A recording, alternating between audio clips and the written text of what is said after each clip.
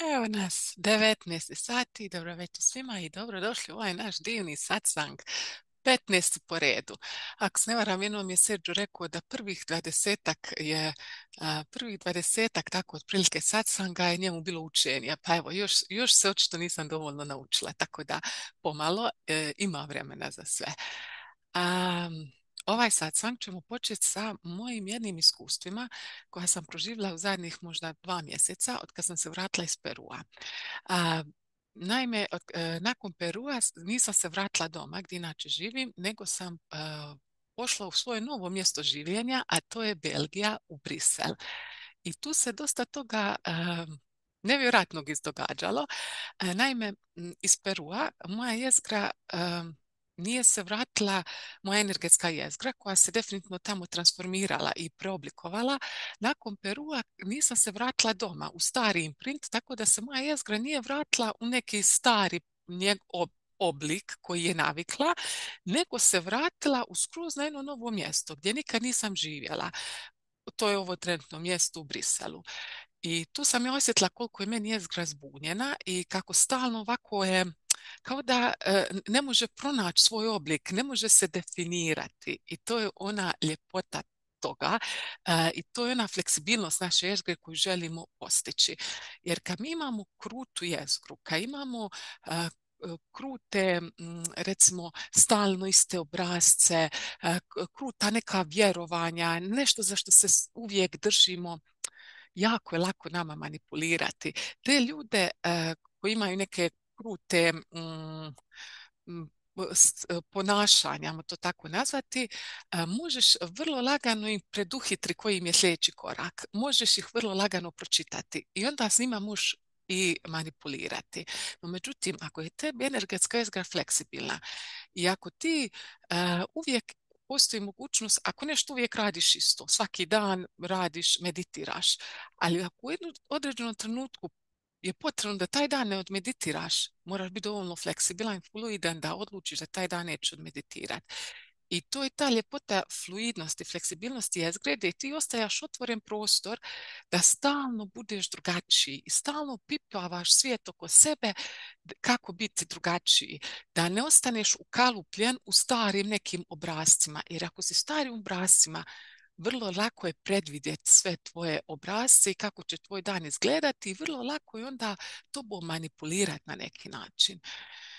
Stoga, ono što su me inspirirale divne žene kojima sam prepričavala kako mi je ovdje, inspirirale su me da ispričam svoja iskustva koja sam doživjela kad sam se ovdje preselila. Iz tog razloga što je njima to jako puno značilo.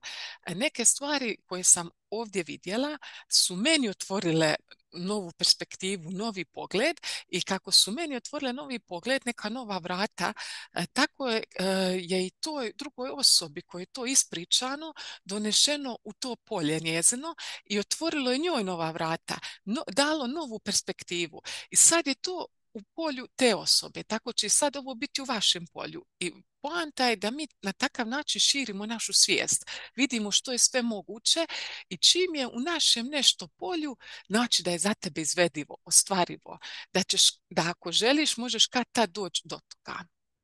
Stoga želim s vama podijeliti ovih nekih iznimno zanimljivih stvari što sam ja onako, neke su stvari malo smiješne, ja sam sama sebi smijala u kolikim sam kalupima bila, neke su stvari onako diskutabilne, neko će reći da se ne bi sa mnom složio, ali na kraju sve se svede da ono čemu težimo uvijek je srž ista, bezuvjetna ljubav i da smo mi svi jedno. Pa ajmo krenuti. Prvo, velika stvar koju sam ovdje uočila i primijetila čim sam se preselila je ta perspektiva mog unutarnjeg pogleda prema životu. Znači, kad sam živjela u svom starom mjestu življenja, to je malo mjesto, gdje je onako uobičajeno jedva čekaš dobiti stalni posao, pa u radila sam na aerodromu, tako da je to ono većinski državna firma gdje većinom stalno zaposlenih su starije osobe, jeli? A sezonci su mlađe osobe, mladi ljudi. Jeli? I u svemu tome, kad ti uvijek ono težiš dobi stalni posao. Kasnije ćemo se dotaknuti toga. I u toj težnji da dobiješ stalni posao, uočila sam kako ljudi kad dobiju stalni posao, odjednom krenu se ponašati kao ovi stariji zaposlenici koji su pred mirovinu i kao da ulaziš u taj neki usporeni svijet gdje počinješ gledati svijet očima starijih ljudi. I moja perspektiva iz mog mjesta bivšeg života je bila svijet je pomalo moj život je pomalo pri kraju. Sad sam dobila stalni posao, sad već pomalo čekam mirovinu, sve tako sad je sporo, sad sam već postala starija i već kao da je jesen i čekam zimu. I to je bila moja perspektiva od tamo. Oko mene su svi bili tako stariji ljudi koji su nekako ne može se, čeka se, ne znam što se čeka, mirovina i onda čekaš da umreš. Znači sve je nekako bilo tromo, bez života, baš kao neka jesen koja čeka zimu. No međutim, kad sam došla ovdje, koliko se samo to okruženje, koliko ti da drugačiju perspektivu života. Znači, ovdje su mladi, ovdje je sve tako puno života i ova perspektiva odavde, život je ispred tebe, život je pun mogućnosti, sve je moguće. Ono, samo toliko je izbora, toliko je različitosti, toliko možeš promijeniti toga, ono, kao da je proljeće i čeka ljeto da se rodi. I ta perspektiva, taj živost u ljudima, taj život koji, bez obzira koliko oni godina imaju, ali koliko imaju života u sebi, koliko imaju energije u sebi, to je ono što mi je ovdje dalo wow efekat, jer sam došla u svijet koji se tek rađa, koji tek počinje, koji je pun mogućnosti. A u prošlom svijetu u kojem sam bila je bilo, pa život je onako, pri kraju je, čekam mirovinu, da sve to pomalo se završi, sve je tromo, nekako je sve bilo predvidljivo kako će se odvijati. No ovdje je apsolutno, ti vidiš koliko ti ljudi uživaju u nepredvidljivosti, jer sve je promjenjivo. Nema ono sigurnog, nije sad sigurno dobio si stalni posao, niti ko teži, neki teže dobiju stalni posao, neki ne. Ali toga ću se kasnije dotaknuti oko vezano tega starog posla. Ali ova vibracija iz ove ovdje perspektive, ovoliko mlade energije, ovoliko općenito energije koja buja, koja raste, koja je puna perspektive, mi je recimo najljepša promjena koja je u meni isto to probudila, jer takav je ovdje svijet i ne možeš ti da okolina ne utječe na tebe. A to je zapravo jedan moj razlog zašto sam ja i otišla i željela malo isprobati kako je negdje drugo živjeti, jer mi se nije sviđalo ono što sam vidjela u sebi, tu predvidljivost kako će mi život izgledati. I to mi uopće nije davalo tu sigurnost koju daje drugim ljudima na tom mjestu, već mi je davalo, ja to ne želim. I zato sam i htjela isprobati neko drugo mjesto života. I naravno, to se otvorilo i to je došlo. Kad imaš tu želju, samo je pitanje vremena kad će to doći. I sad meni najdraži dio, ta fleksibilnost oko posla. Ono što je kod mene prije bilo, uvijek je bilo dobiti stalni posao je izuzetno vrijedno, ti si onda stabilan čovjek, ti si ono, možeš sve, da, dobiti stalni posao možeš dignut kredit i to je predstavljalo neki uspjeh imati stalni posao. Jer kad dobiješ stalni posao, svi su tvoji problemi riješeni. Tako je to bilo, ajmo reći nekako malo karikiram, ali nekako iz te moje dole perspektive. No međutim, ovdje što sam ja vidjela, ljudi tako, već je grad, onda imaš i više mogućnosti izbora da daš otkaz i da radiš negdje drugo. No međutim, meni tamo iz moje starih perspektive da daš otkaz, a da nemaš drugu opciju, mene bi probudilo takav strah jer nema toliko izbora kao ovdje. Ovdje su ljudi komodni dati otkaz i onda uzeti možda 2-3 mjeseca dok nađu novi posao ili možda otputova 2-3 mjeseca, malo se odmoriti. A kod nas bi to značilo uzeo si pauzu od posla, kakav si ti to ljenčina, neradnik, sad je možda i sezona, a ti ne radiš, na čijoj si grbači. Znači, toliko ima definiciju jerenja, toliko dobijaš etiketa, ako ti slučajno rečeš da ću otkaz i napravit ću 2, 3 mjeseca da se malo odmorim, pa ću onda potražiti novi posao. Toliko je to u mojoj prijašnjoj realnosti bilo nemoguće. Za početak mene bi bilo strah dati posao na nekom mjestu, otkaz na nekom poslu, a nemati alternativu. To bi meni bilo izuzetno nepojmljivo. Dok je ovdje skroz to prirodno. I toliko sam susrela ljudi, evo me, sad tražim posao, pa sam 2, 3 mjeseca na pauzi, ili recimo odradili su neke misije na 2, 3 godine, pa uzmu godinu dana pauze. Meni je to bilo, wow, kako su ljudi opušteni, pa ja bi se prepala, od čega ću živjeti, kad ću dobiti drugi posao. Ali ovdje je takva ta lakoća, pa naći ću neki posao, to je logično, jer stalno ima, svijet je pun mogućnosti. Nije svijet oskudica, nego ima, može se, ima perspektive. I ono što me najviše raspametilo je ta perspektiva gdje sam prvi put to tako čula, kada čak nije više poželjno imati stalni posao. Ja sam pitala kako je to moguće. Jer čovjek koji ima stalni posao, za njega se pretpostavlja da će možda nekako napredovati u toj nekoj firmi, malo će možda i nešto plaća porasti, promijenit će neke male stvari, promijenit će neki odjel, ali ta promjena koja će se tome čovjeku dogoditi u toj istoj firmi gdje ima stalni posao je relativno mala. To su neke mali izlasci iz zone ugode, jer su u istoj firmi, istom okruženju i sve. I samim time ti se manje razvijaš. Isto tako plaća će ti nešto narast, ali nije sad očekivano i koliko će, neće sad nešto baš puno. No, međutim, ona ovdje perspektiva koju sam ja vidjela, ljudi ne žele stalni posao. Iz tog razloga što su onda otvoreni na tržištu i onda njihova cijena još više raste.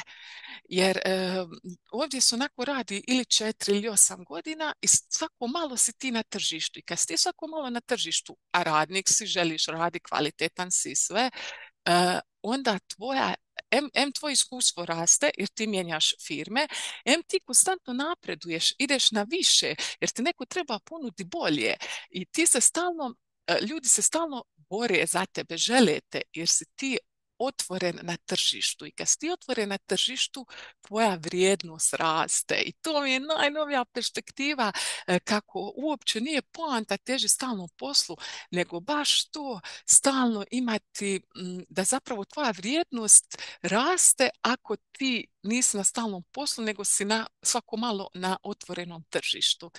Totalno suprotno onoga što sam ja učila, da si ti kao vrijedan i stabilan i siguran ako imaš stalni posao.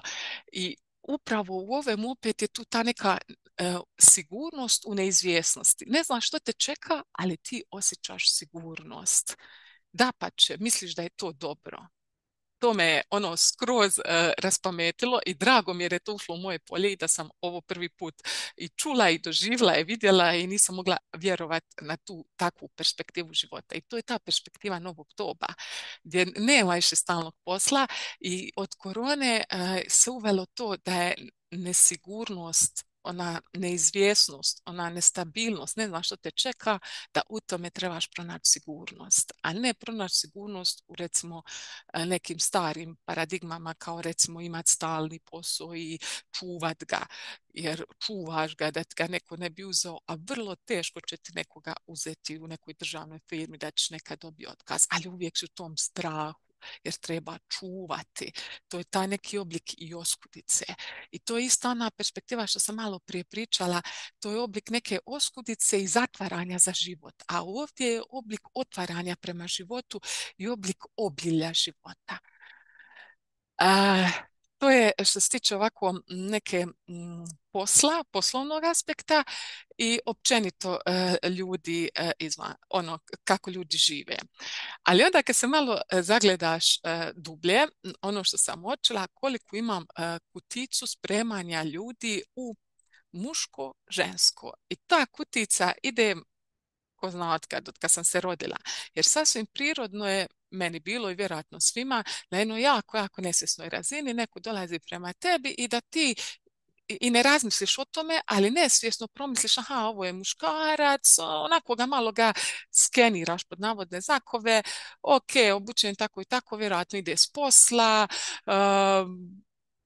proći će tu kraj mene ili ako skeniraš nekoga da nekako onako izgleda siromašno, da malo promisliš, ok, možda će nešto prositi, možda će nešto pitati. Jako, jako nesvjesno, bez da uopće razmišljamo o tome, mi skeniramo druge ljude i automatski ih stavljamo u kutije. Ovdje mi se to skroz raspalo.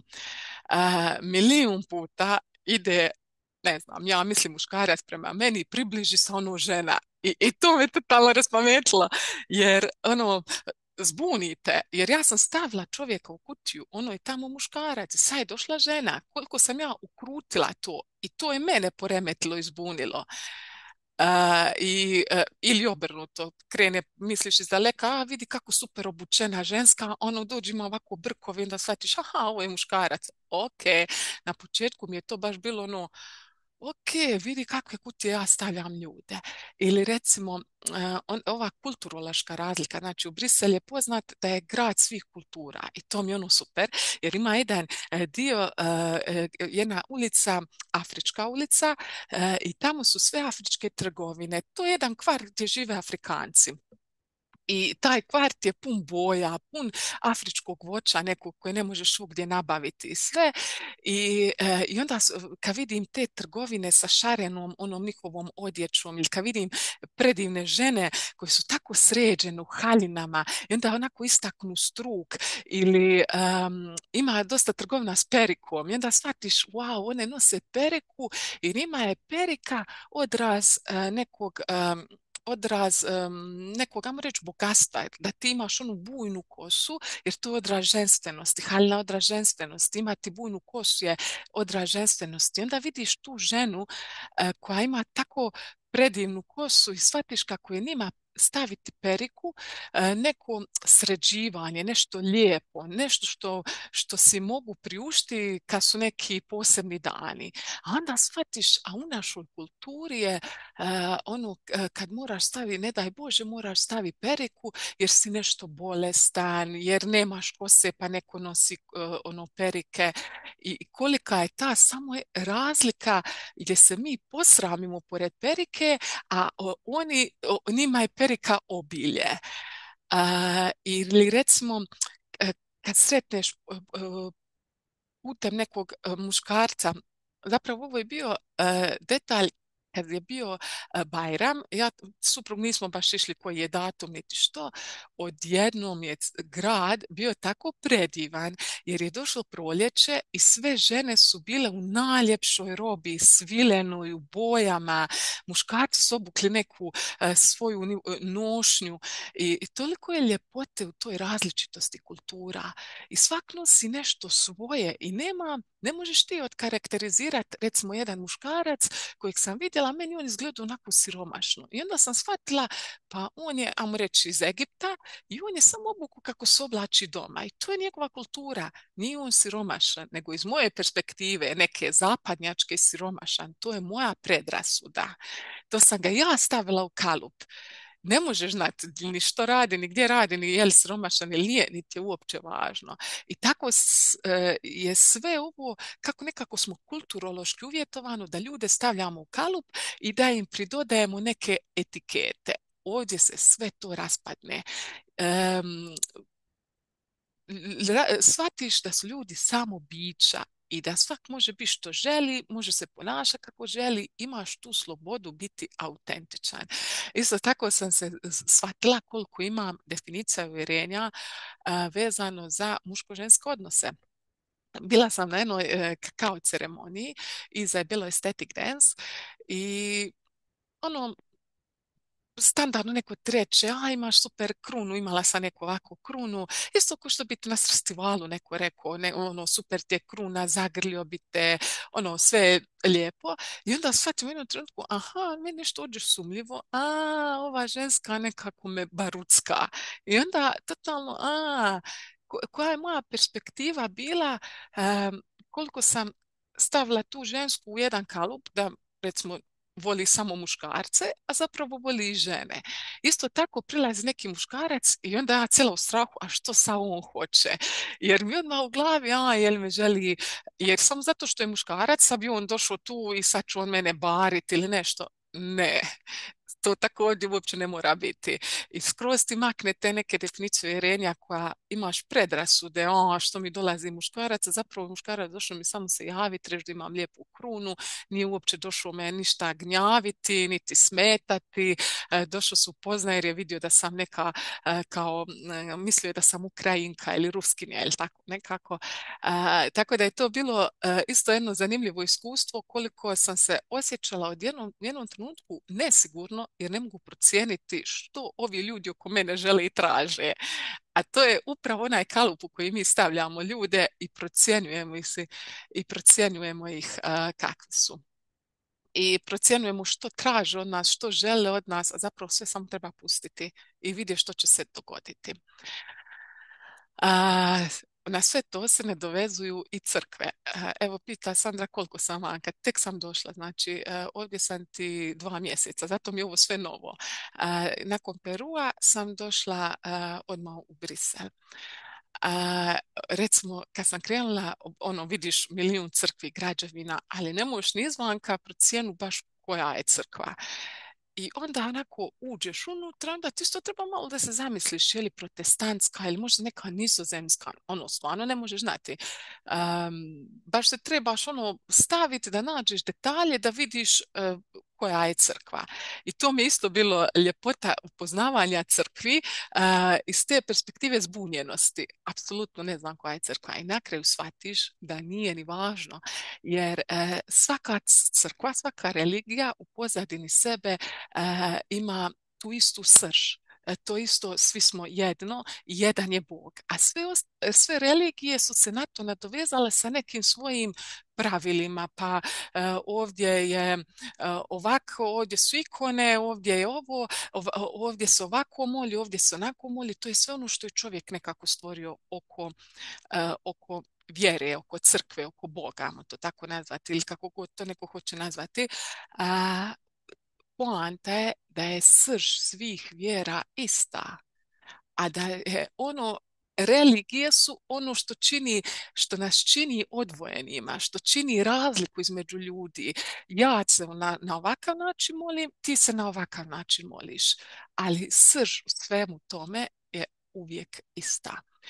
I tu se nadovezalo jedno pitanje koje se otvorilo, onako dosta ljudi kad krene na neki svoj duhovni put, i ja sam bila među njima, uhvati ih strah da će, kako bi rekla, napusti svoju vjeru ako krene na duhovni put. I to mi je iz ove sad perspektive presmiješno, zato što sam ja još više zavoljela svoju vjeru kad sam krenula na svoj duhovni put. Kako? Zašto? Iz tog razloga što velikom većinom kad kreneš neki duhovni put, kreneš meditirati i to je istočnjačka praksa.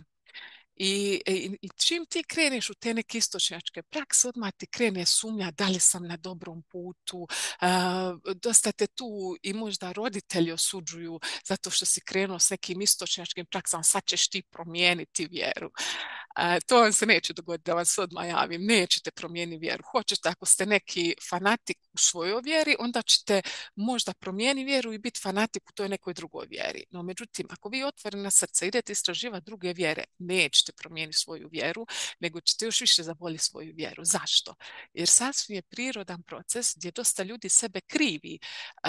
Kad krene na svoj duhovni put, krene otkriva druge vjere. Amo ih nazva vjere, kako god. Druge kulture, možda je to najbolji izraz. I u tim drugim kulturama nađe stvari koje voli, recimo meditacija ili recimo mantre, nađe neke stvari koje voli, koje mu prijaju. I mi onda vrlo često idealiziramo tu drugu vjeru na početku, religiju, kulturu, kako god. I vidimo samo lijepo u njima. No onda je potrebno poći korak dalje, jer u onoj kulturi u kojoj se rodio, vrlo često tu kulturu osuđuješ jer si se u njoj rodio. Vidio si kroz cijeli svoj život puno negativnosti, no međutim, kad upoznaš novu kulturu, ti je ne osuđuješ, nego u njoj vidiš lijepo.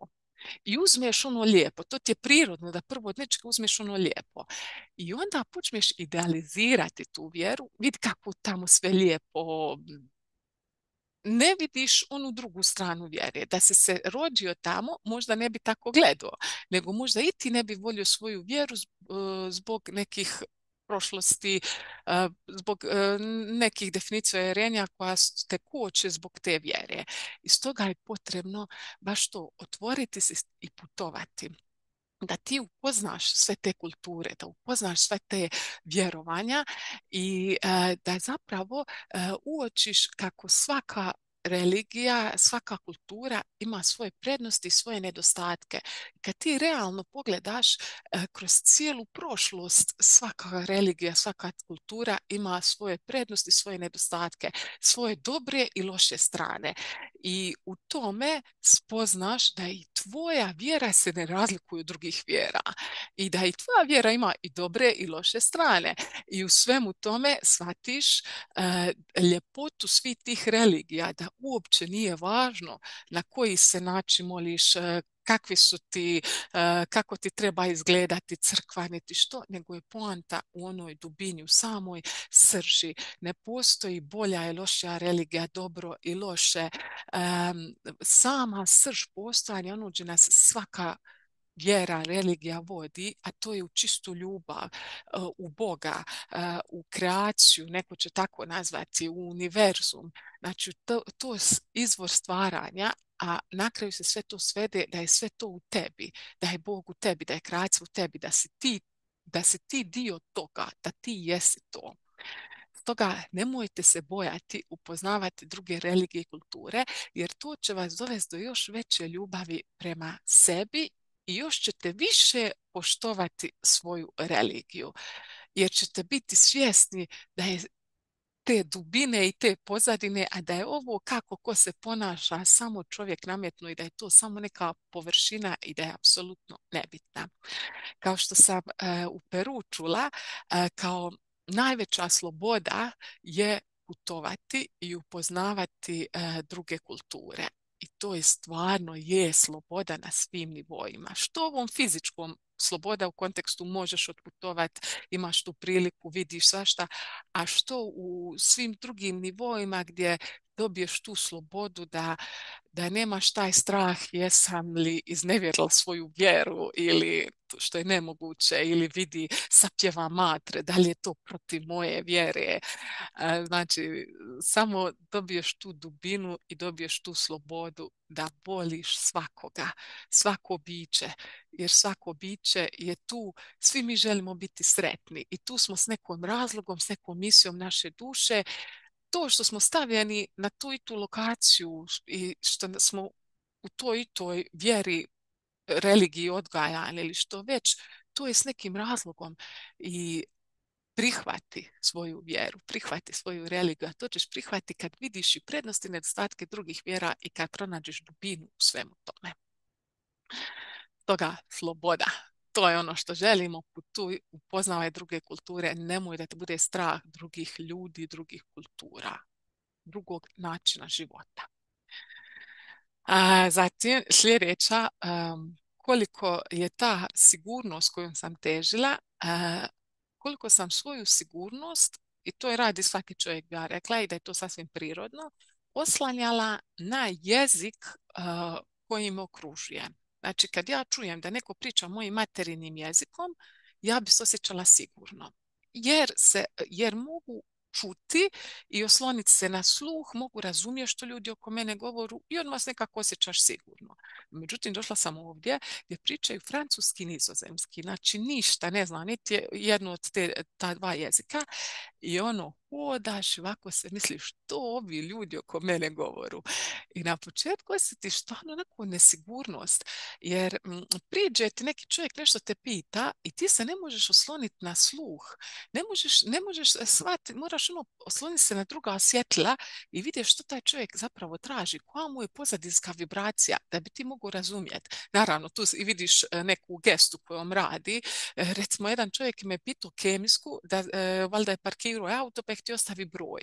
Ja svako mislim, dao je ovako je pokazao ruku, mislim se, je li ovo sad čovjek prosi, znaš, ono, naprvu, ne, ono, krenula na engleski, onda sad da čovjek traži kemijsku i ta neka nesigurnost se javi u tom obliku da mi prvo je javio strah, da će mi neko, čim se osjećaš nesigurno, onda je svijet nesigurno mjesto, neko će te napast. I stalno sam na početku imala taj neki osjećaj straha da će me neko ugroziti samo zato što ne razumijem ljude oko sebe.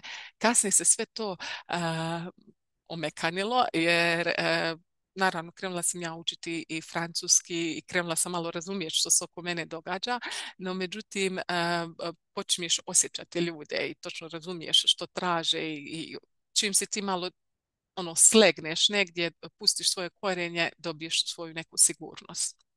Tako da mi je sada ove neke jezični izazovi su mi jako zanimljivi. A, čekaj, prosto Aha.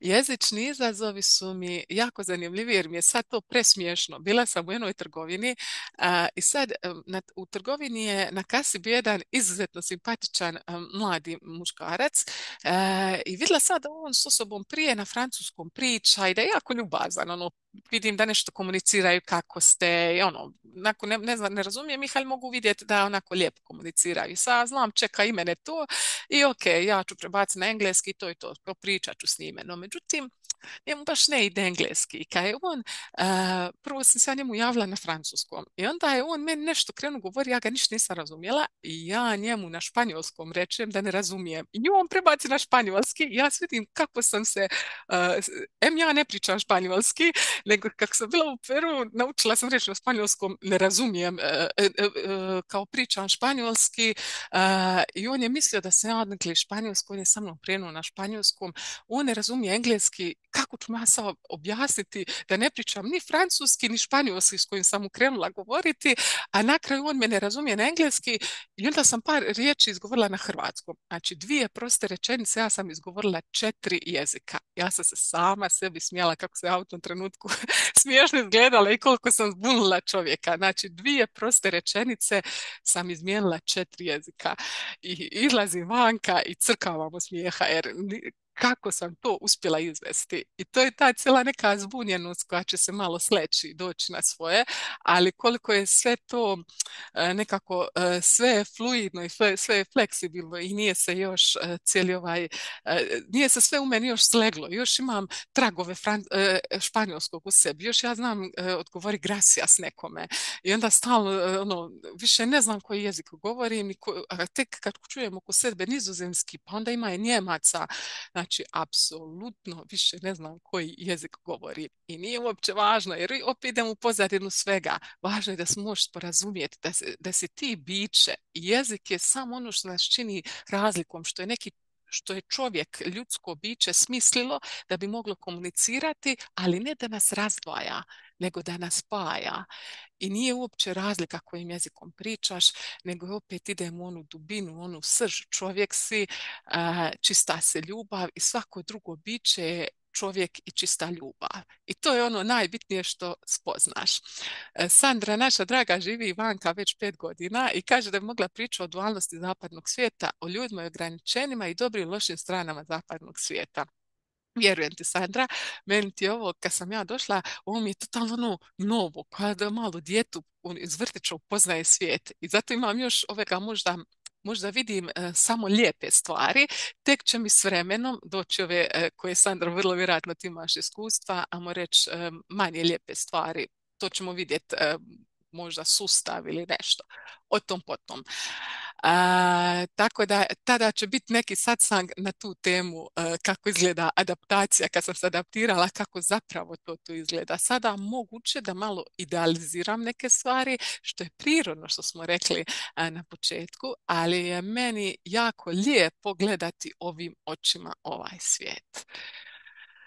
Ok, Sandra, onda tebe čekamo na nekom satsangu da nam malo pričaš o tvojim dualnostima i ljepotama i prednostima i nedostacima. Može? Eto, izazivam te. Super. E sad, Idemo na jednu sljedeću temu koja se dani dana aktivirala, a to je tema blagdana i tema neumjerenosti. I koliko je neumjerenost zapravo povezana sa koliko je neumjerenost povezana sa našim izborima u kontekstu kad smo u nečemu neumjereni, kad se u nečemu jako puno iscrpimo, onda ćemo vrlo vjerojatno odabrati izbor će nam biti onaj najlakši, najjednostavniji i ćemo linijom manjeg otpora. A to je upravo onaj začarani krug iz kojeg želimo izaći. Daću jedan primjer da bi malo lakše razumjeli. Znači, recimo, standardno ovog čovjeka na zapadu je neumjerenost ima to-do listu i danas treba sve to napraviti, milijun je stvari. I što se meni osobno dogodi, ja imam, ne znam, 10 stvari na popisu, ja nakon treće stvari osjetim umor i da bi ja trebala malo stati, da sam se zalaufala, da se trebam uzemljiti i stati i onda nastavi raditi. No, međutim, meni to krene, ajde nemoj stati, nastavi, jer kad se ti zalaufaš, kad se digne adrenalin, kad uđeš u taj neki radni mod, jako je teško onda sebi reći, ajde sad stani, ajde odmori. I to je ona navika koju sam krenula uvoditi, da svaku malu danu napravim kraće pauze. Jer tako se usporim, tako se vratim u prvu brzinu. No, međutim, onaj moj obrazac što sam uočila, da ja namjerno ne želim usporiti, nego stalno idem zadatak za zadatkom, kako bi napravila sve zadatke i kako bi rekla, evo ga, kako sam ja dobra, napravila sam sve zadatke, mrtva sam umorna, ali dobra sam, vrijedim jer sam sve napravila što sam trebala. I onda, recimo, idem se nagraditi. I to je ono čime ja težim.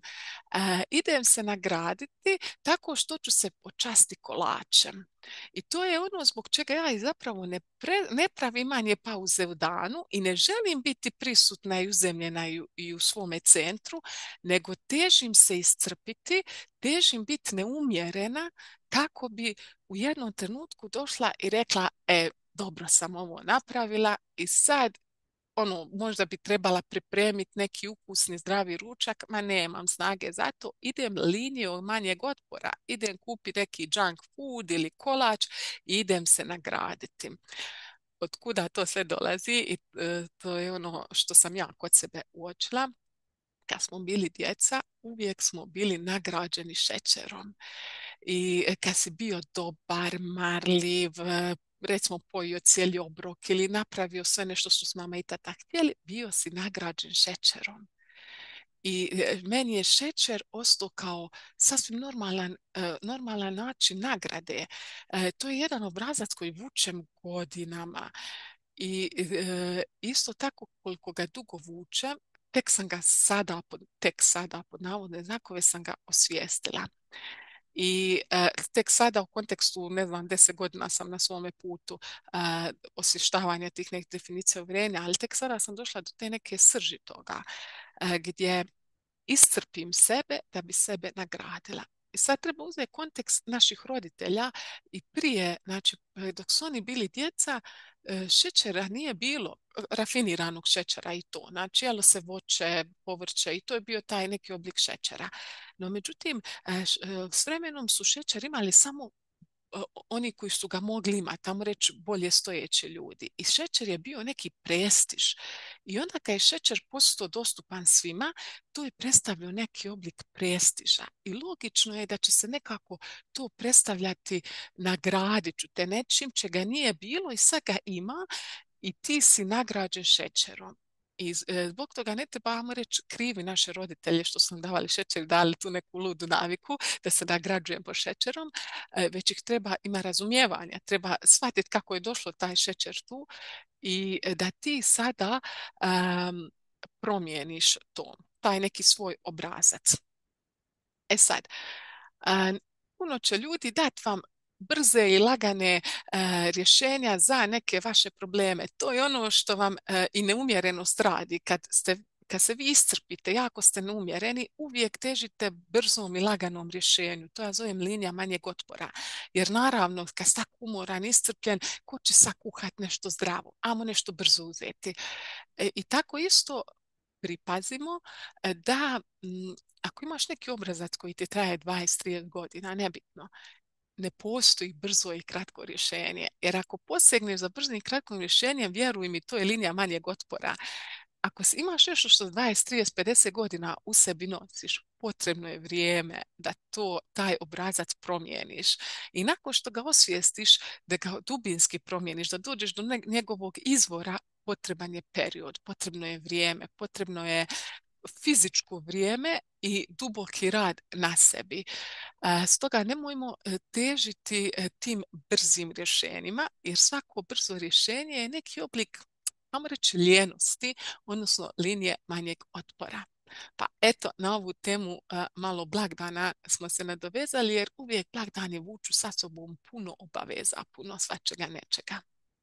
Tako da promislite da li se nagrađujete možda šećerom i da li to želite promijeniti, jer ne morate, možete ostaviti se nagrađivati šećerom. To je isto u redu, samo to onda radite od sada svjesno. Ja sam vam sada osvijetla taj obrazac, da više nema opravdanja nesvjesnog nagrađivanja šećerom. Sada se možete nagrađivati šećerom, ali svjesno. To vam daje skroz drugačiju neku perspektivu. Sad, sljedeće pitanje je bilo sa kombiniranjem. Pitanja su mi dolazila neka usmeno, tako da ih nemam zapisano, ali ovdje je bila pitanje kombinacija škola, tečajeva, seminara, znači različitih ovih, hvala Bogu, ima obilje svega izbora, pa i u Hrvatskoj na svim jezicima, različitih seminara, škola, tečajeva, kako ćemo to nazvati, na svom duhovnom putu, različitih oblika isceljenja i sve. I tu se uvijek javi pitanje hoću li upisati još nešto, kojim ću putem ići, je li ovaj put koji sam sad krenuo za mene, hoću li promijeniti svoju neku školu. I to su neka normalna pitanja koja se vrte.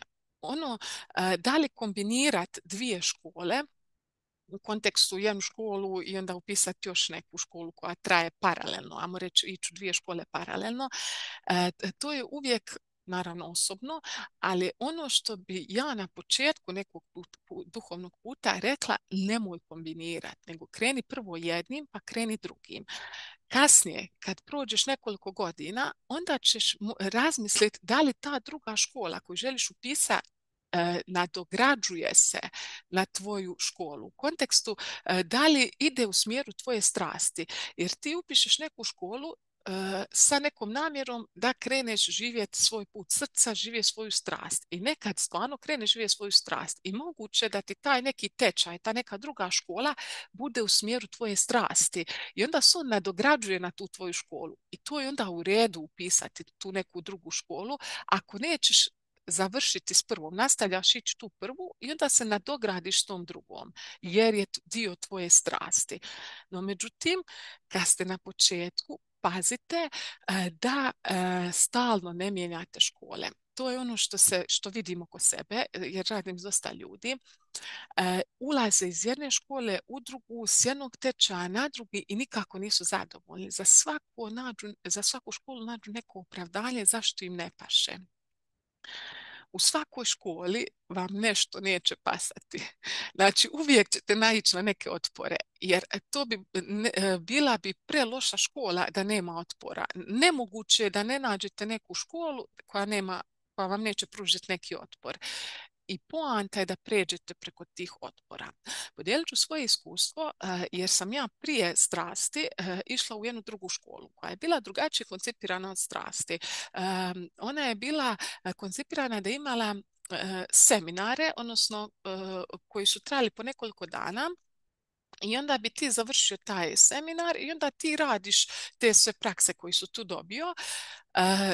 I onda kad želiš upišeš sljedeći korak, znači bili su stupnjevi. I, znači sve je stavljeno na tebi koliko ćeš raditi prakse, koliko ćeš integrirati, kad ćeš upisati sljedeći seminar. Znači nije bilo ko na strasti da traje kontinuirano 9 mjeseci, nego je više bilo ovako nekim etapama. I ta škola je meni bila super, no međutim meni se upravo taj dio nije sviđao, jer kad je krenula strast, kad sam upisala ono strast i sve, meni se upravo, meni je, mojoj jezgri, kao meni kao čovjeku je više odgovarao ovo pristup gdje ja 9 mjeseci kontinuirano radim, imam neki znakove nadzor, nije nadzor nego prakse, znači kontinuirano se nešto radi. Nije mi pasalo taj kampanjski način rada gdje si ostavljen da sam moraš sebe u neku ruku motivirati. Naravno, trebaš i na strasti sam sebe motivirati, ali imaš stalno neki program koji slijediš i onda znaš da program ide dalje i da želiš sustići program koji ide dalje. A ovdje je ostavljeno na tebi koliko dugo ćeš ti biti upisati sljedeći stupanj. Zašto ovo sve govorim? Jer je meni ta prva škola bila super. I onda sam upisala strast i strast mi isto bila super. Ja sam, idem ja paralelno jednu i drugu, zašto ne? I krenula sam tako paralelno i onda sam primijetila, ok, ova prva škola ima svoj neki koncept rada i taj koncept rada od moje jezgre čini jedan oblik. I kad ja radim prakse te koje su u toj školi, recimo napravim navečer neku tu praksu, ja vidim da se meni energetska struktura jezgre promijenila, nešto sam otpustila i ujutro radim praksu sa strasti i vidim da mi prakse sa strasti rade drugu stvar, jer strast je drugačije koncipirana. Nije bilo koja druga škola. Znači svaka škola ima za sebe neki koncept na koji način želi preoblikovati tvoju energetsku jezgru. I tako isto u mom slučaju strast je drugačije oblikovala moju energetsku jezgru. I ono što sam ja donijela u svoje polje, nakon tako 2 mjeseca pokušavanja usklađivanja dviju praksi, čistu zbunjenost. Znači, apsolutna zbunjenost moje energetske jezgre. Gdje sam radila prakse prve škole, koje su mi recimo radile jedan pokret u energetskoj jezgri i onda u istom dan napravim praksu sa strasti i one rade drugi pokret. I da, nekad su se sljubili ti pokreti, bilo je vrhunski, ali dosta često sam sama sebi pružala otpore jer moja jezgra je bila zbunjena. Sami radiš ovo, pa mi sad radiš ovo. Ne znam, u ovoj prvoj školi je sad bio proces otpuštanja nečega, a amo sam nešto na strasti gradila. Jednostavno meni je jezgra bila, ok, ne mogu, nisam stigla apsorbirati, integrirati sve što sam napravila od prvih praksi prve škole, a onda na to dodavam prakse druge škole. Jednostavno jezgra je bila apsolutno u rasulu, izgubljena. Što ja trebam raditi, a da ne pričam, ovo je samo na energetskoj razini, a da ne pričam na razini uma, jer to je ono gdje nema šanse ako imaš dvije škole, a na početku si svog nekog duhovnog puta da ne uspoređuješ te dvije škole. Znajte, svaka škola vodi istome, svaka škola, svaki tečaj, sve vodi da maknemo ono što mi nismo i da dođemo do naše srži, do našeg srca, do našeg puta duše. Znači svaka škola vodi istome. Samo trebaš odabrati svoj pravac koji ti paše. Jer kad ideš dvije škole, ti ćeš ih sigurno uspoređivati, pogotovo ako si na putu svog duhovnog puta. I onda će te zbunjivati, recimo, u prvoj školi smo imali neke oblike neki način ko što ima otvaranje virakoće na strasti, tako imamo bio jedan drugačiji način. I onda me zbunjivalo jer sam shvatila da jedno i drugo slično radi, ali nije isto. I onda što trebam radi, ovo ili ovo? Znači, uvidit ćete da škole koje idete imaju sličnosti i onda to zbunjuje jer kada koju raditi, poremetiš koncept jedne škole ako dijele prakse iz jedne škole ubaciš u drugu, poremetiš koncept druge škole ako dijelove prakse ako miksaš prakse. I onda je naravno tu krenulo, recimo na strasti se ne preporuča kao da jedeš čips, šećer, znači junk food i šećer, jer to je preporuka da se ne jede.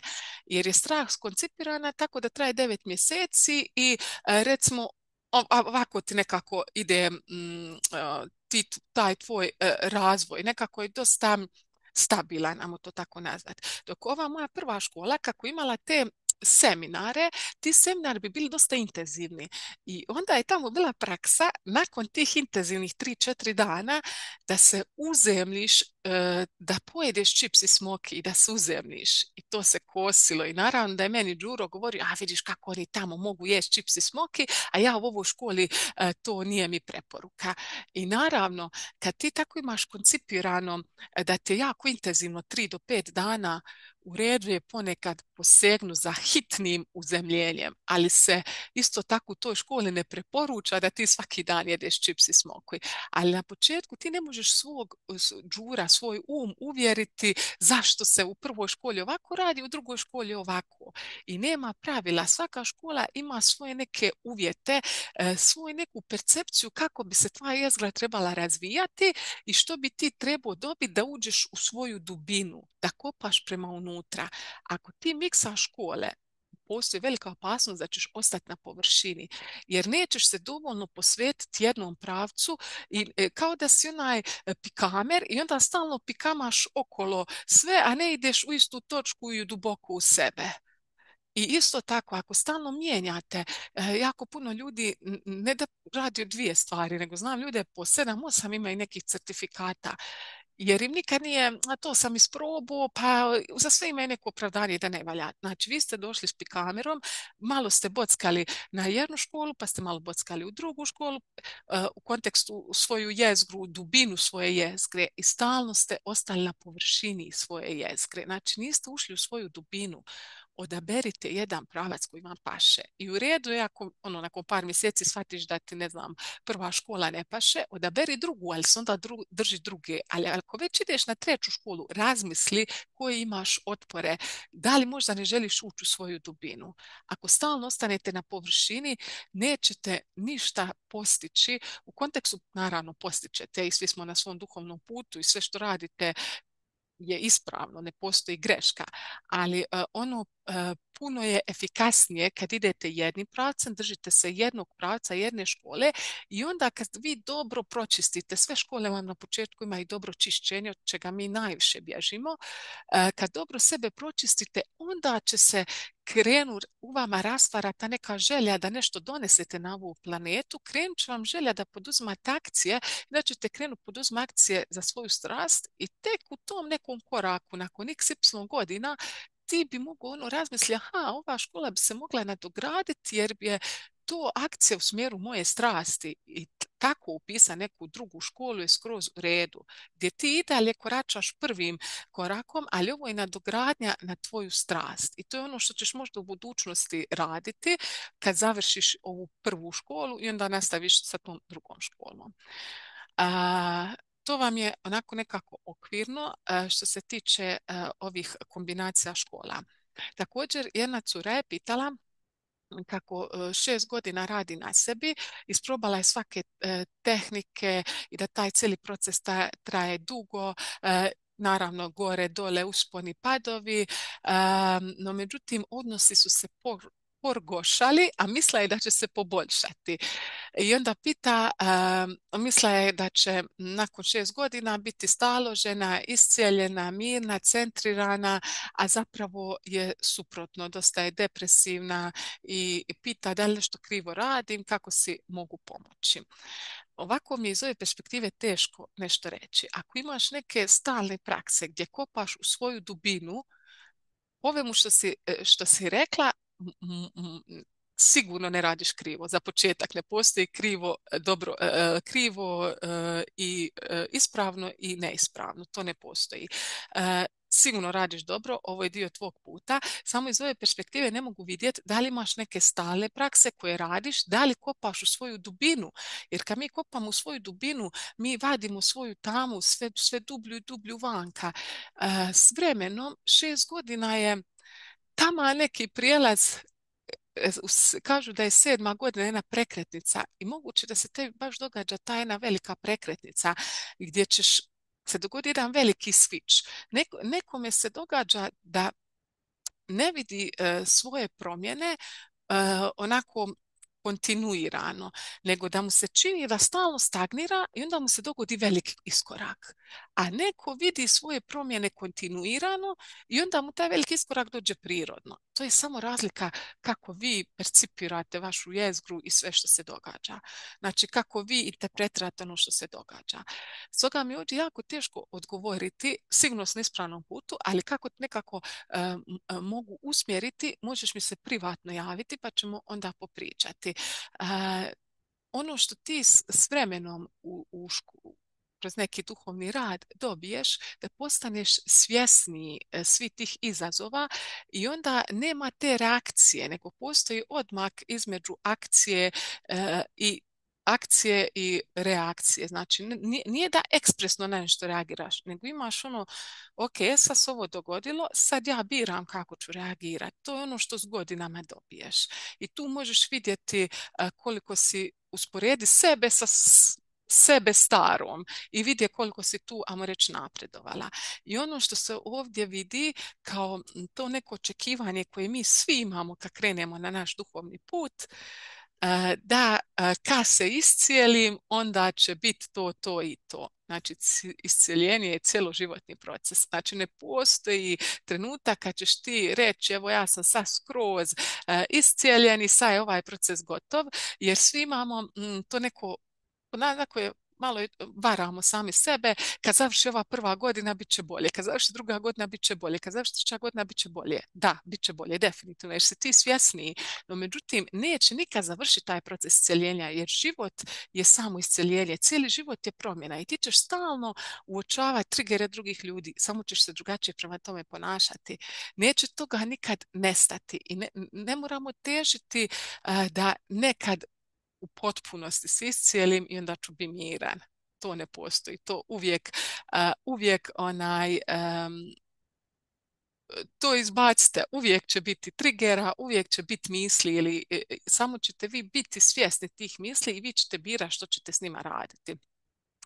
Isto tako, vrlo je bitno da ne zapnete u nekom koraku stalnog čišćenja, jer se to često događa, jer nakon nekoliko godina rada na sebi, ljudi na početku imaš ta intenzivna čišćenja i staviš fokus na ta čišćenja, izlazi toliko toga i dosta ljudi ostane u tome stalnom čišćenju od srama da izađu vanka iz ormara. U nekom trenutku ti ćeš treba poduzma akciju u smjeru svoje strasti, krenu živje svoje srce, krenu nešto u životu mijenjati. I to je jedan trenutak gdje je tebi tu korak naprijed, da izađeš iz tega fokusa na stalno čišćenje i da kreneš živje svoju strast, a paralelno s time sebe čistiti. I onda to čišćenje sebe pada u drugi plan.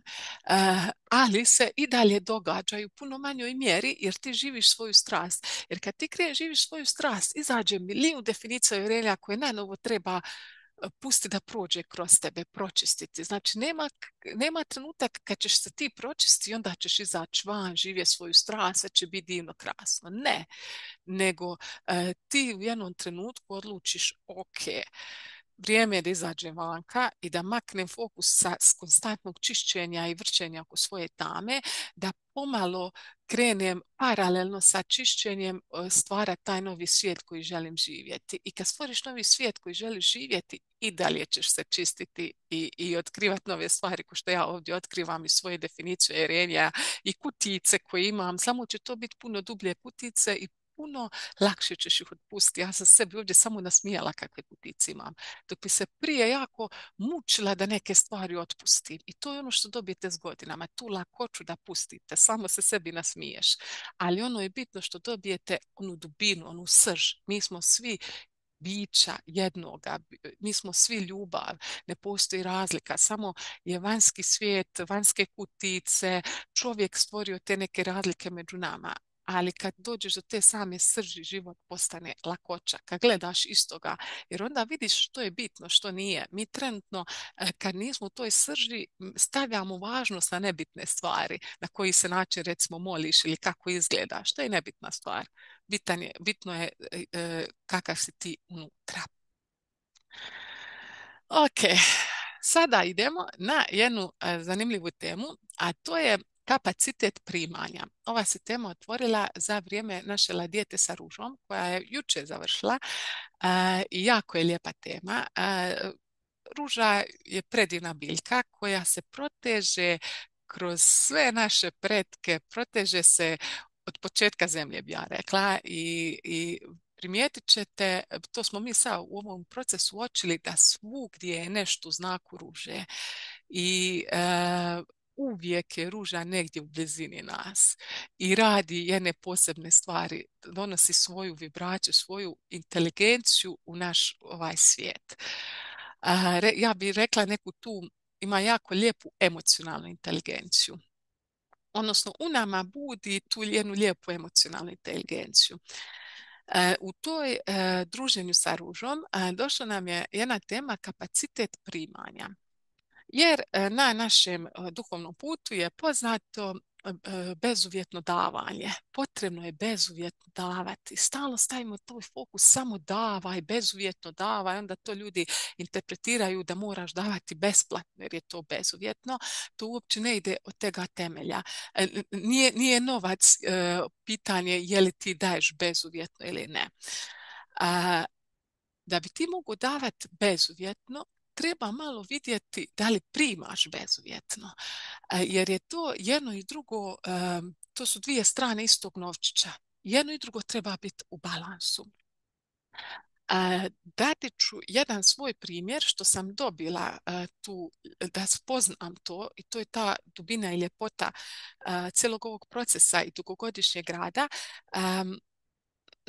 Znači, neko će reći Bog. Kad rečeš Bog, dosta ljudi to stavlja kao muško. Bog je muškarac. I onda je malo nezgodno koristi Bog.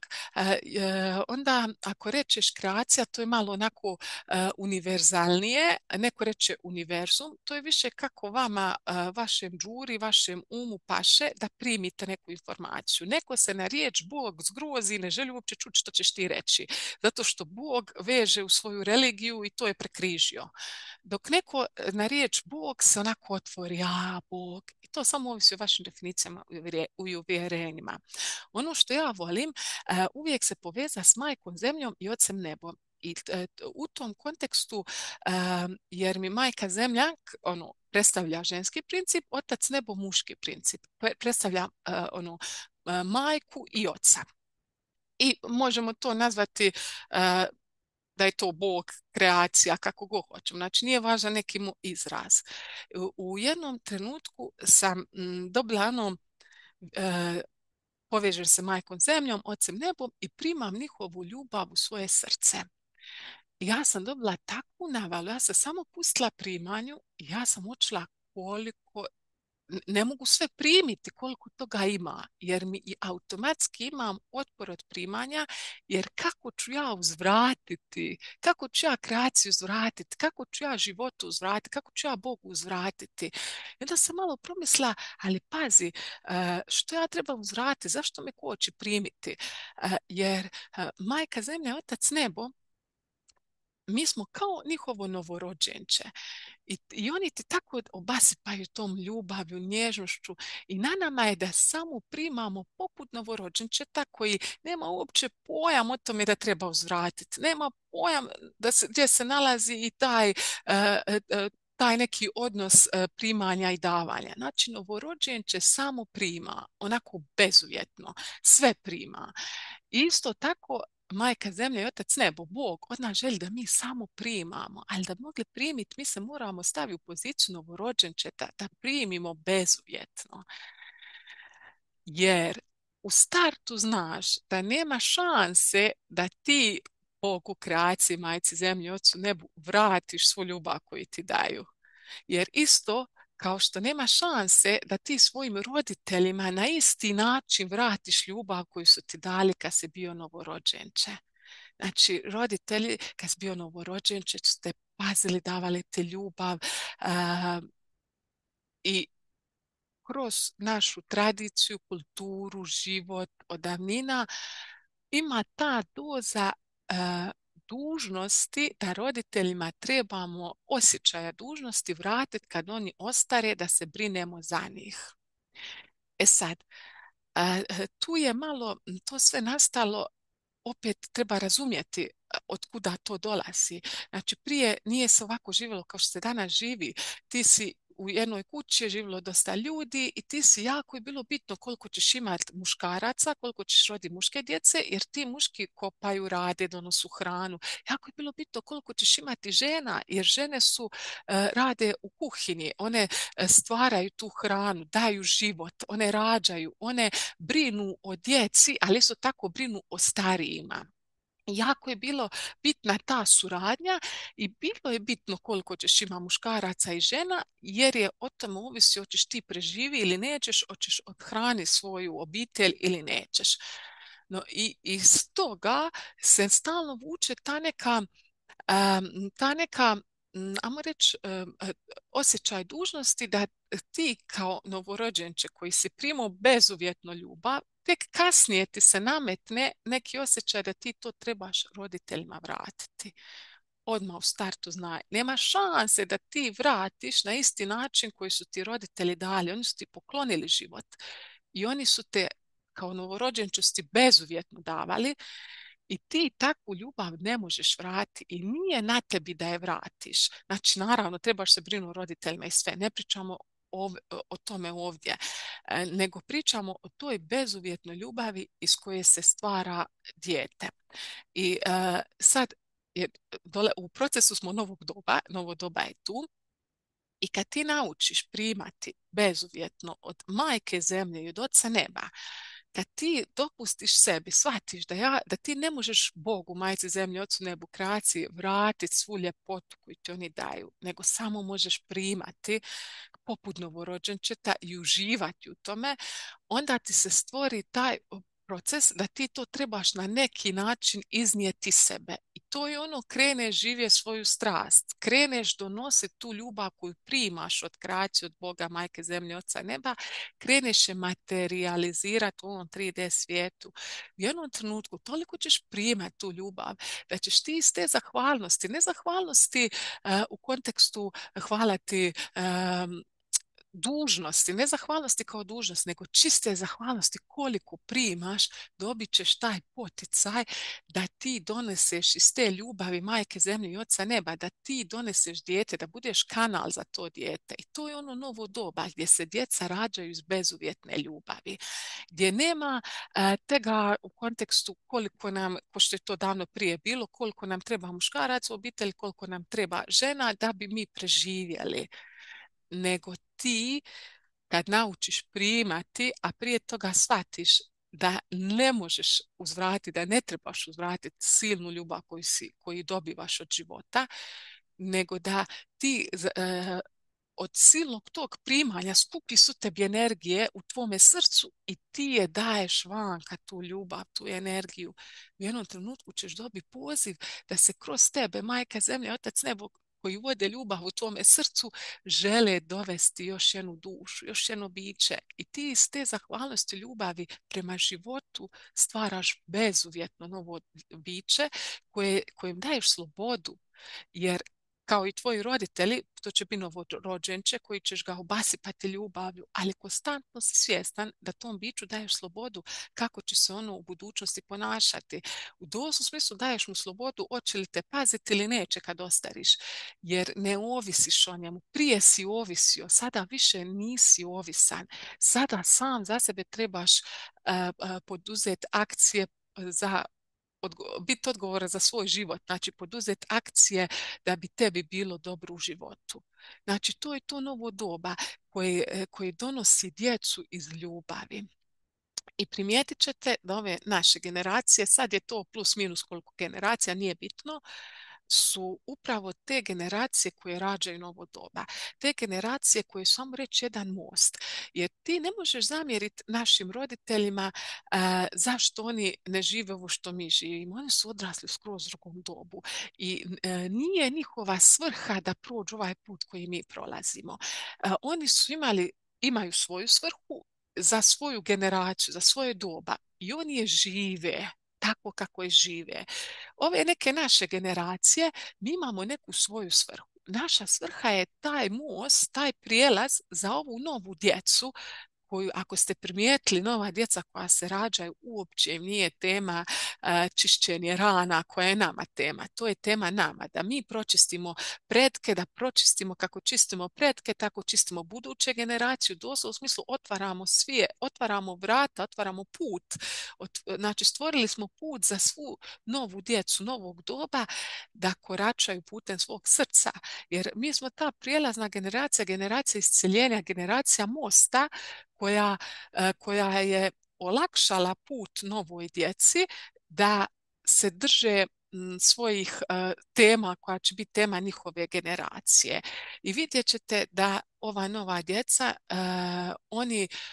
oni nemaju to ko mi imamo to ući naše dubine, iscijeli svoje rane, njih uopće to ne zanima. Oni su u nekom svom nekom džiru i oni su od početka rođeni sa tehnologijom, sa puno informacija. Uzmite u obzir da naši roditelji nisu imali mobitel i ne možete ih stavljati, ne možemo ih okrivljavati i stavljati da budu nešto da budu naša generacija koja je generacija prijelazna.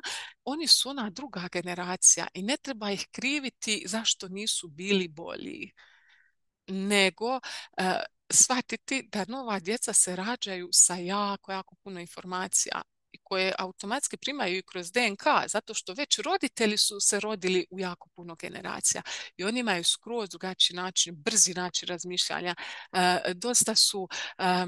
dosta su boli ih briga što će neko reći. Samo idu naprijed i rade što vole, poduzimaju akcije za neke koje se ja akcije ovdje trudim, izlazim izaći iz zone ugode, trebam otvoriti, ne znam, WhatsApp grupu ili nešto.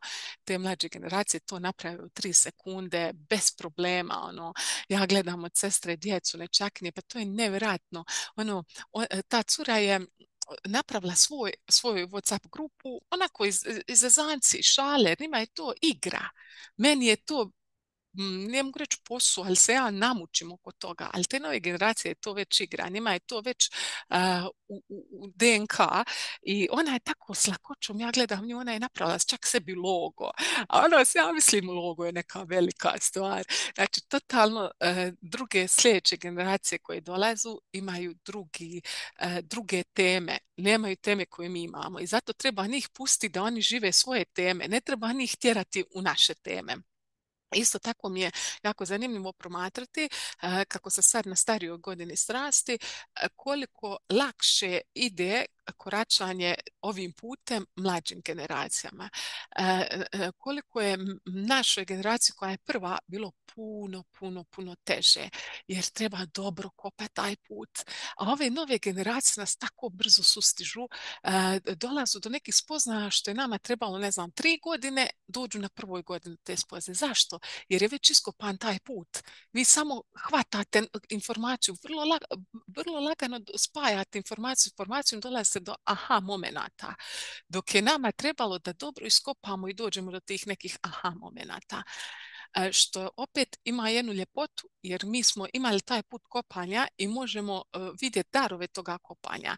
Ali ove nove generacije nije im tema kopanje toga puta, nego im su neke druge teme i ne treba ih vraćati, ajde sad vi kopajte.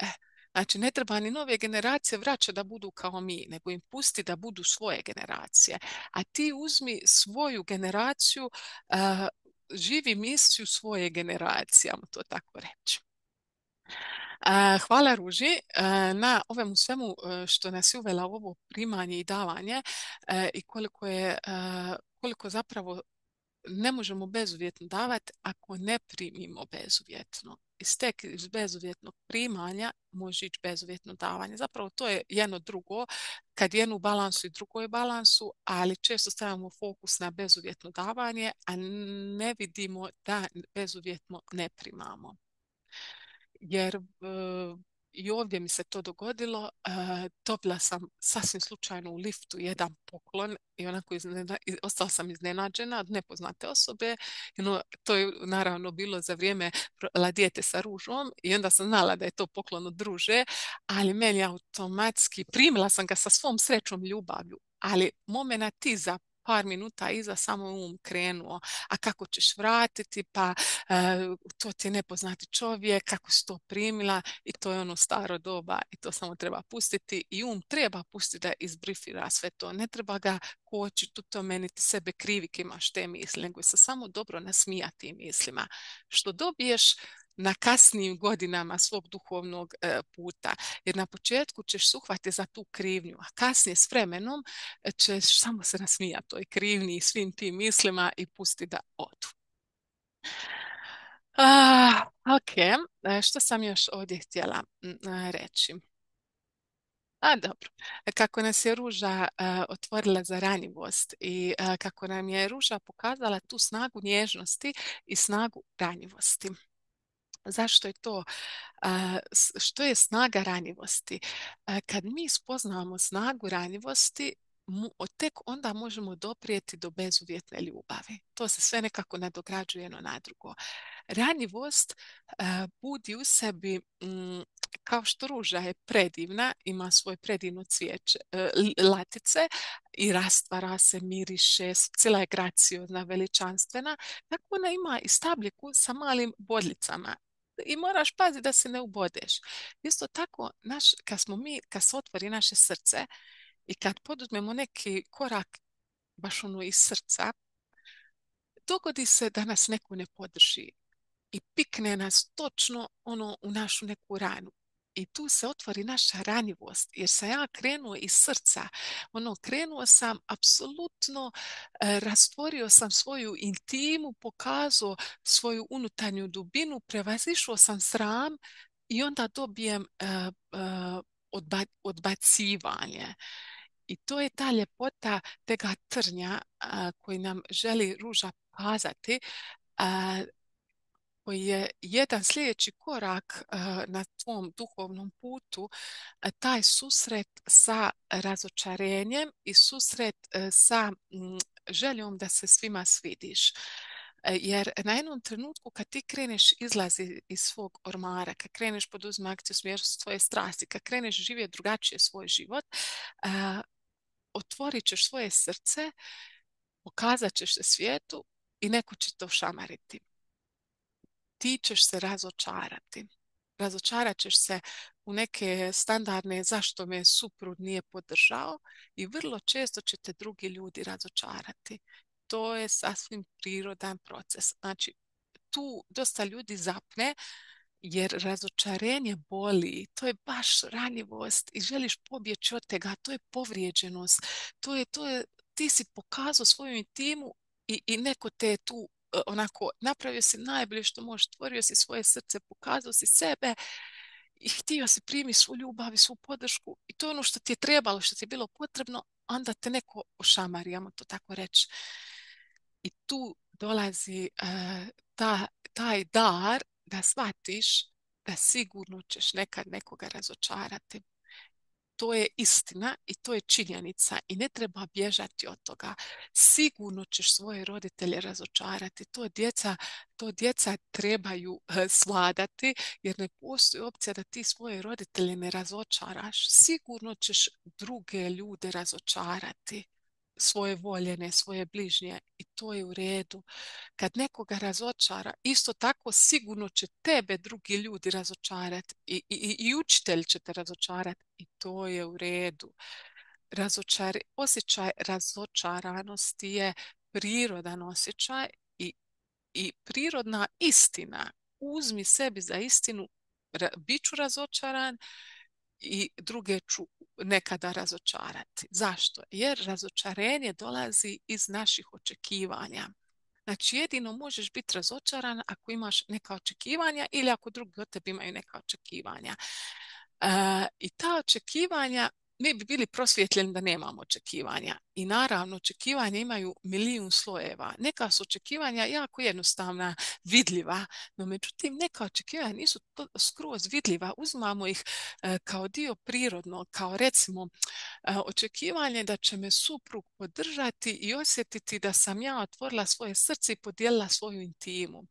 To je neko prirodno očekivanje za koje bi rekao pa normalno da to očekujem, no međutim na ovom putu ti je Ruža dala mogućnost da I kad otvoriš svoje srce, nije samo do ruže, dala ti je mogućnost da otpustiš i to očekivanje.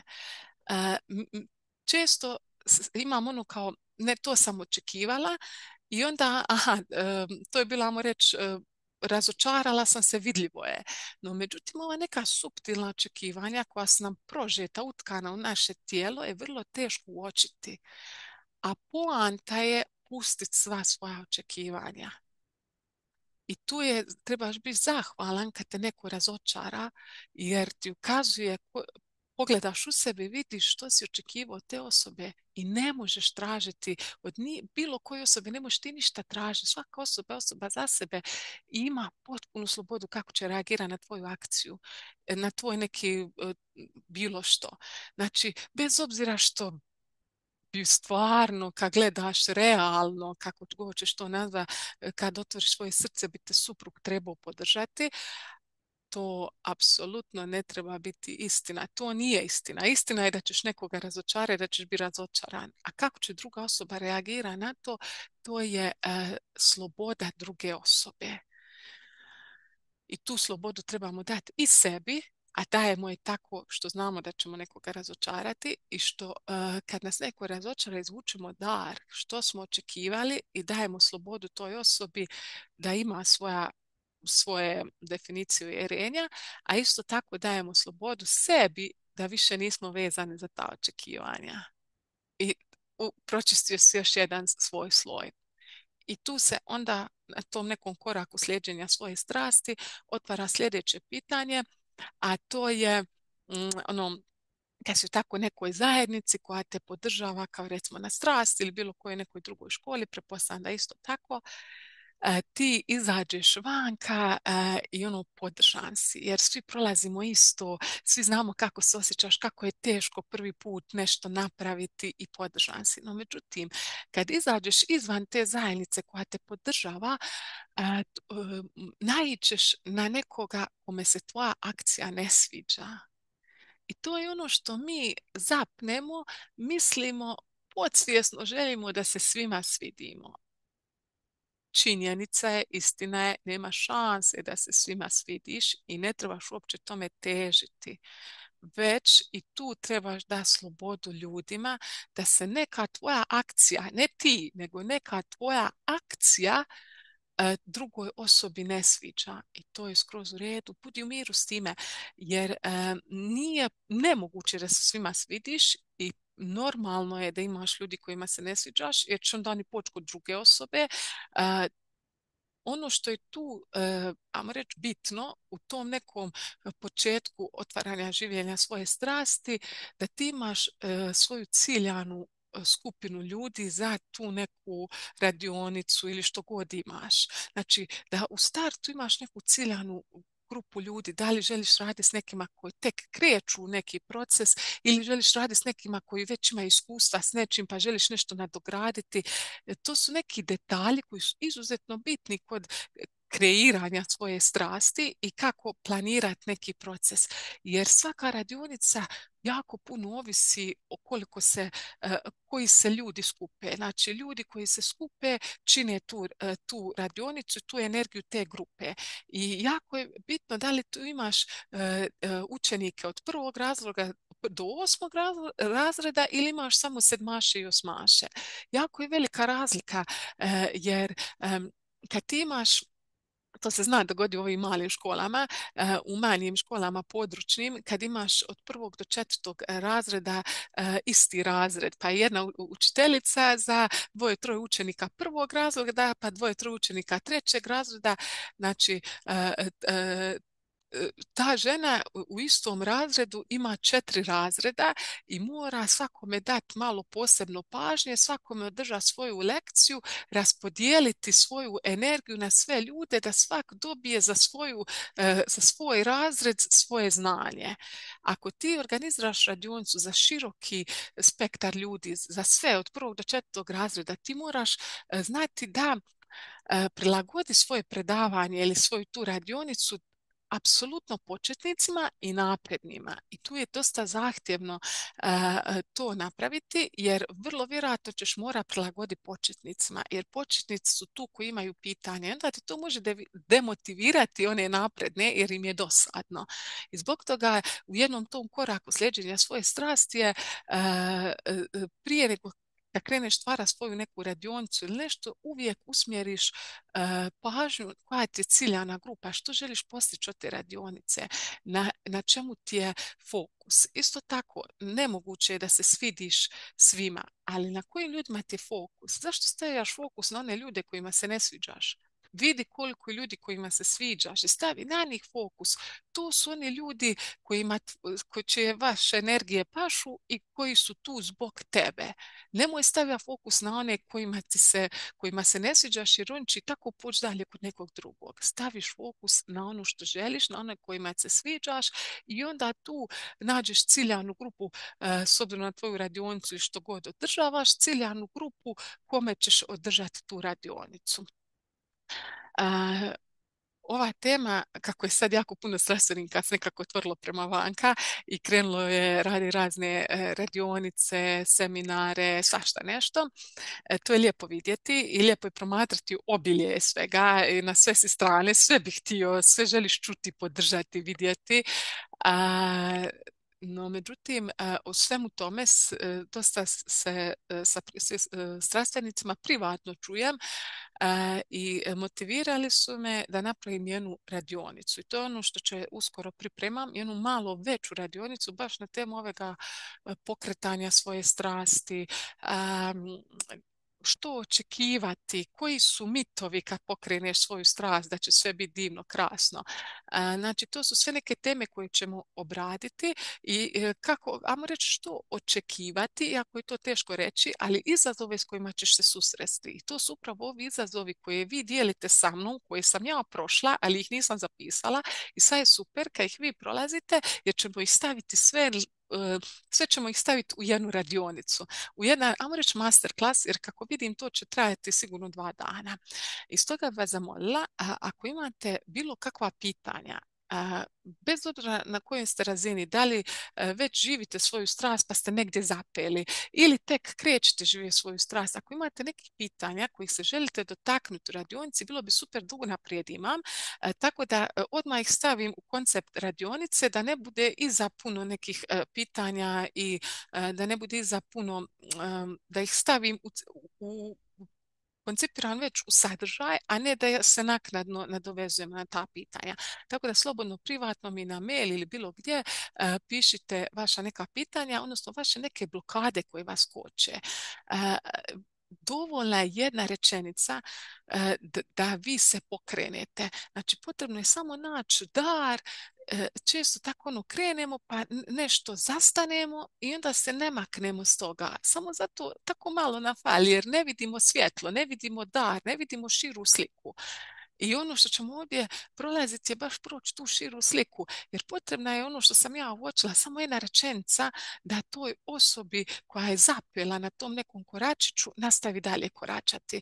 A da nije bilo te jedne rečenice, ko zna koliko bi dugo nastala na tom koraku, jer je uhvatio sram, uhvatila je krivnja, zalaufao se u neke, da nešto krivo radi, da nije dobro i slično. Znači, to je ono što ćemo sada kroz taj masterclass proći, sve ta neke izazove na putu naše strasti, da ne biste pali i odustali.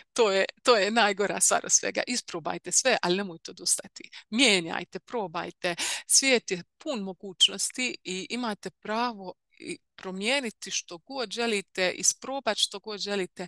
Niko vas, osudit će vas ljudi, ali kad vi znate da će vas sigurno neko sudi, kad vi znate, kad ste vi iznutra mirni, kad radite iz srca, niko vas ne može poremetiti. Ne postoji krivnja kad ti napraviš nešto iz srca. Zašto?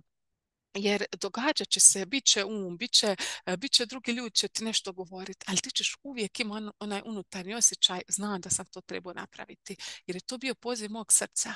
A sve ovo što ja osjećam popratno nije ugodno, osjećam se ranjivo, osjećam se povrijeđeno, osjećam blagu krivnju, znam da je to dio ovoga procesa i znam da u ovom koraku mog rasta, razvoja, to je prirodno da osjećam.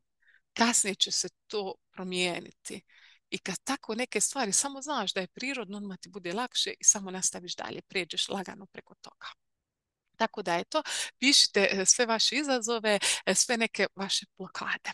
A sad se želim dotaknuti onih isto tako, cijela je fama na duhovnom putu od te silne želje davanja otkaza iz nekih institucija, ajmo reći, cijela je neka ta energija, želimo pobjeći od sustava, razbiti sustav, pobjeći iz sustava institucija, državnih firmi, ovo ono. To ćemo se dotaknuti i u ovoj radionici koju ću pričati, jer kada dati otkaz, kada napravi taj prijelaz, kada krenu živjeti svoju strast, kad ćeš moći sigurnost pronaći svoju strast i da napraviš taj prijelaz i da li je to uopće potrebno. No, međutim, ovdje ono što bi se htjela dotaknuti je veliku zahvalnost dati svim ljudima koji rade u institucijama, u sustavima. Cijela ta fama kako je poanta dat otkaz u nekoj takvoj instituciji ili sustavu, govorit ću sustavu jer je nekako lakše, ali znate na što mislim, bilo to školstvo, bilo to neka državna firma, nebitno. Cijela ta fama bježanja od toga sustava i želim živjeti svoju strast jer ovdje ne doprinosim.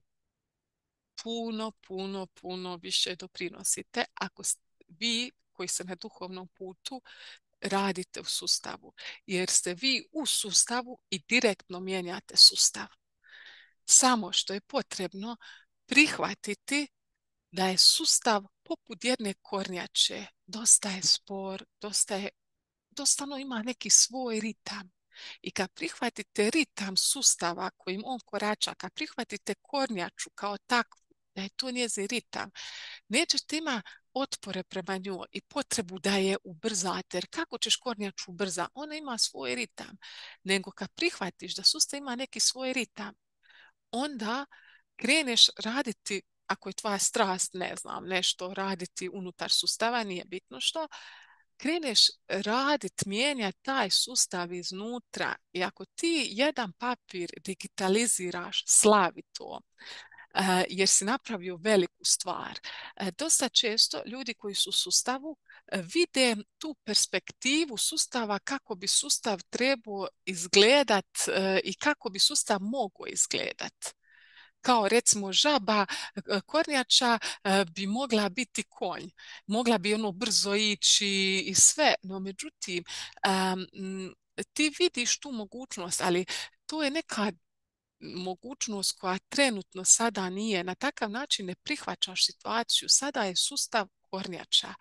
I onda se vrati unazad i budi ponosan, pohvali sebe na svaku malu promjenu koju unosiš u sustav. Jer ljudi omalovažavaju sebe koji rade ono kao nešto sam napravio i kao malo sam napravio. Jer to je mala stvar. Ti si napravio veliku stvar ako si promijenio nešto u sustavu, promijenio nešto da se radi drugačije, na neki način koji misliš da će poboljšati taj sustav.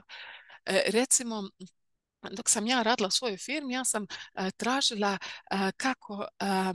kako da donesem svoju strast u svoj posao i uvijek sam tražila neki način da na neki svoj način poboljšam sustav i tu se dogodilo da sam htjela spojiti ono što ja volim, a to je u tom trenutku bilo trčanje sa mojim poslom i to se ostvarilo.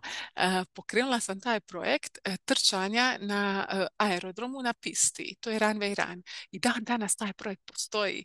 I to je to. Dok sam ja bila u sustavu, ja sam napravila tu jednu promjenu, uložila sam svoju akciju, prihvatila sam sustav takav kakav je, otvorila su mi se neka vrata da organiziram nešto što ja volim i što mislim da će donijeti dobro i što je dobro za zajednicu. I to sam pokrenula. Ja više nisam na aerodromu, to se i dalje održava. I tako se mijenja sustav. Tako se mijenja iznutra sustav. Ako ti već želiš da neki sustav ne valja, da padne, ne valja, ne znam, školstvo, treba ga skroz promijeniti. Nije nemoguće promijeniti kako ti govoriš ne valja, treba ga promijeniti. Ajde da alternativu. ako nećeš mijenjati iznutra, ajde onda daj otkaz, napravi neki sustav koji ti želiš i daj alternativu, ali nemoj samo sjeda i govori ovo ne valja, treba skroz promijeniti sustav. Znači, ili ćeš biti u sustavu i raditi kroz sustav svoju strast i mijenjati i uviđati da svaka ta mala akcija je velika i slaviti svaku tu malu akciju, ili ćeš dati otkaz i tu svoju strast koju si prije živio u sustavu krenu živjeti izvan sustava, ali gradi taj novi sustav u koji vjeruješ. To je znači poduzima akcije i gradnju novog sustava. Ili ćeš ga graditi novi sustav kroz stari sustav, ili ćeš ga graditi da ga skroz nanovo izgradiš. Ali nema tega sustav ne valja, treba sve drugačije. Daj drugačije. Nemoj govoriti da treba drugačije. I nemoj misliti da ti si mal, da ne možeš promijeniti. Radiš male promjene, ali velike su to promjene. Ko što sam ja tu napravila, ko zna koliko će se sad godina nastaviti taj projekt utrke Ranve i rana. A to je ono bilo samo moja strast i puna ljubav iz toga je izrasla. Isto tako, u jednom trenutku, kad sam osjetila toliku zahvalnost za cijeli sustav taj u kojem sam radila, ja sam odlučila dati otkaz. To čisto pričati u toj radionici u kojem je to trenutku bilo i ja sam 2 godine davala, ako ne i 3 godine davala otkaz, pa ga nisam dala nego tek nakon 3 godine, dok nisam osjetila tu veliku zahvalnost i opet sam ja tim potezom napravila ogromnu promjenu u sustavu. U mojoj firmi je malo tko dao otkaz. Znači, ja sam, što znaju, zadnjih 50 godina treća osoba bila. I to je jako rijetkost da u takvoj firmi daš otkaz. Ja sam se na to usudila. Sada, kad je prošlo godina dana od toga, godina i 3-4 mjeseca, otkaz je dalo još 3 ljudi. Znači, preispitali, ljudi su se kroz moje procese koje sam ja prolazila, preispitivali sebe. I opet sam ja iskopala taj put. Da, moguće da otkaz. Postoje druge izbore, druge mogućnosti. Moguće živjeti bez ovog posla. Ajde, pogledaj. I onda su ljudi, dok su preispitivali sebe, shvatili, ok, ja želim nešto drugo, želim neku promjenu. I dali su otkaz. I rade na nekim boljim mjestima, nešto što ih više ispunja. Ali opet je ta bila moja vibracija davanja otkaza. Znači nisam davala iz nekog ogorčenosti, odbijanja sustava, nego sam iz te zahvalnosti i pokazala sam ljudima koliko je svijet pun mogućnosti i cijeli taj moj postupak koji je trajao 3 godine je ostavio traga na drugim ljudima i ja sam iskopala put i sad i drugi ljudi preispituju da li mogu živjeti ispunjenije i što im je draže i kako mogu doprinijeti više sebi i ljudima oko sebe. Tako da eto, na svaki način ti doprinosiš i mijenjaš svijet oko sebe, a nije samo življenje svoje strasti u kontekstu sad ću ja otvoriti neku svoju firmu, prodavat ću nešto i na takav način ja živim svoju strast. Jer to je moj posao, to je moja strast. Ne. Kad ti svaki trenutak živiš kao svoju strast, kao iz svega izvlačiš ono najljepše, donosiš ono najljepše, onda sve može postati tvoja strast. Ti tu strast donosiš u druge ljude, donosiš u taj sustav u kojem radiš i van toga sustava u kojem radiš. Otvaraš, živeći svoju strast, život živjeći kao da živiš svoju strast, u svakom trenutku vidiš tu ljepotu, otvaraš puteve dosta ljudi da koračaju tvojim putem.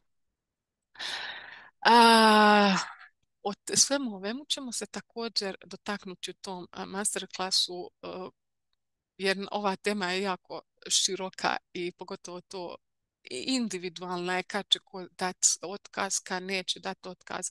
Tako da eto vidjet ću kako ćemo to koncipirati iz tog razloga što bi voljela ostaviti taj neki prostor za neki razgovor, jer kako su te teme dosta individualne, moguće da se otvori nekih pitanja osobnih, pa da onda malo prođemo i ta neka osobne izazove i osobna pitanja. E sad, ja mislim da smo mi prošli sva ova pitanja koja sam ja dobila od vas i imala za obilježeno. Tako je. Sad kad smo ovako pri kraju, mogla bi samo još reći, odnosno najaviti da će vrlo brzo biti još jedan proces sa Ružom. Ruža je to već pozvala me u ovom prvom procesu i ja ne znam zašto, ne možeš ti to nikad s biljku učiteljicom znati, ali osjetila sam poziv da vrlo brzo ćemo opet imati jedan proces i to od 40 dana. Jer ovaj trenutak koji se sada događa, otvaramo naša srca da ih otvorimo još malo više. Iz nekog razloga Ruža to sada treba od nas, traži od nas da uspijemo doći do te dubine, do one naše srži o kojoj sam stalno pričala, i mi smo izvor svega, mi smo život sami i da ovo sve okolo što gradimo je samo pod naznakom izmišljotina uma. I Ruža nas tera da samo otvaramo naše srce i da dođemo do te unutarnje ljepote. Jer kad si ti siguran u svoju unutarnju ljepotu, ti sve stvaraš iz te svoje unutarnje ljepote i niko te ne može izbaciti iz takta. Da, ljudi će to suđivati, govoriti ovo ono, ali tebe to neće dirati jer si ti siguran u sebe i da slijediš svoje srce i put svog srca. I to je ono što nam je Ruža u ovom procesu donijela. O tome naravno ću vam ja još objaviti kada će i što sve biti. Nekako hvatamo energetski snažne datume, tako da je ovaj put bilo uhvaćen Uskrs, ali sljedeći put mislim da će biti uhvaćeno Tijelovo kao da bude završna ceremonija. Jer se opet to nešto u ovom celom procesu sam vidjela da predstavlja to neko ujedinjenje. Ove godine je znači Uskrs i pravoslavni i rimokatolički bio isti dan i protestantski, ali i to je baš taj neki princip ujedinjenja kad smo isti dan svi čestitali i to je ono da pogledamo pozadinu, da svi potičemo od istoga. Tako da Ruža nekako želi da nastavimo s tim procesom ujedinjenja i to ujedinjenje vanjsko je zapravo ujedinjenje i u nama, našeg ženskog i muškog principa, svih naših definicija i uvjerenja, znači da se mi ujedinimo u nama, u našem srcu, da bi se onda mogli ujediniti svi skupa u ovoj veličanstvenosti našeg života. Divne žene, divni muškarci koji ćete gledati snimku, hvala vam od srca na svojoj ovoj pažnji, na svom vremenu koji ste izdvojili. Znam da se jako puno sada stvari događa i hvala vam što ste izdvojili vrijeme i pažnju da budete sada ovdje. Stvarno vam od srca hvala na tome. Vidimo se u nekoj drugoj prilici, na nekom drugom sastanku. Grli vas, ljubim vas i da uvijek ono što mislimo, ono što govorimo i ono što osjećamo nam bude jedno. Uz se svima. Hvala vam.